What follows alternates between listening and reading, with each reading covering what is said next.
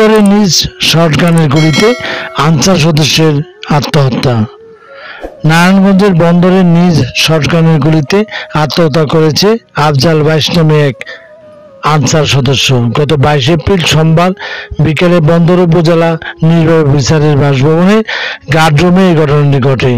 নিহত আফজাল সুদূর চট্টগ্রাম জেলার মিরসরাই থানাধীন গজারিয়া গ্রামের মৃত ওয়াহিদুর রহমানের ছেলে। আত্মহত্যার জন্য নিজে দায়ী বলে দেয়ালে কলম দিয়ে লেগে গেছেন। এই ঘটনায় জেলা আনসার কমান্ডেন্ট মাহবুবুর রহমান, অতিরিক্ত পুলিশ সুপার খ অঞ্চল শেখ বিল্লাল হোসেন ঘটনাস্থল পরিদর্শন করেন। এই ব্যাপারে বন্দর উপজেলা নির্বাহী কর্মকর্তা MA মোহাইমিন আল জিহান বিকেলে অফিস চলাকালীন সময়ে 4টার দিকে বিকট শব্দ পেয়ে আমরা বাসভবনের গার্ডরুমে আনসার সদস্যকে পড়ে থাকতে দেখি। তাকে উদ্ধার করে দ্রুত হাসপাতালে পাঠানোর ব্যবস্থা করি।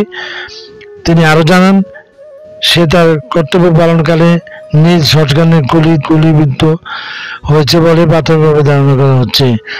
উপজেলা আনসার বিডিবির কর্মকর্তা আরিফ হোসেন জানান, নিহত আফজাল সোনারগাঁ থেকে বদলি হয়ে বন্দরে আজকে প্রথম ডিউটি ছিল তার। বিকেল আনুমানিক 4:20 সময় উপজেলা নির্বাহী অফিসারের বাসভবনের গার্ডরুমে গুলিবিদ্ধ অবস্থায় তাকে উদ্ধার করে প্রথমে বন্দর উপজেলা স্বাস্থ্য কমপ্লেক্সে, পরে ঢাকা মেডিকেল কলেজ হাসপাতালে নিয়ে গেলে সন্ধ্যায় চিকিৎসাধীন অবস্থায় মৃত্যুবরণ করেন। এই ঘটনায় পুলিশ তার ব্যবহৃত শটগান ও গুলির খোসা জব্দ করেছে। Desk report, M news BD, বন্দর উপজেলা, নারায়ণগঞ্জ।